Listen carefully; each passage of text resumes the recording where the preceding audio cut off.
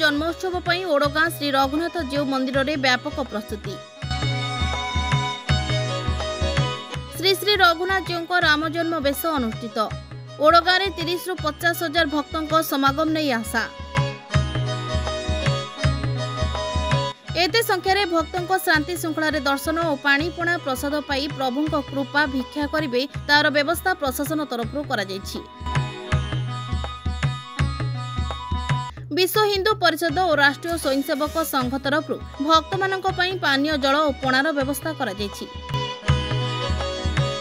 कौनसी प्रकार अप्रीतिकर अघटन को आड़ाइबा पई निरापत्ता दृष्टि सजग रहिबा सह सीसी कैमेरा उपरे कड़ा नजर रखा जायछि। भक्तों गहली पूजा विधि रे सृष्टि होइछि आध्यात्मिक वातावरण। Bureau report, rainbow media.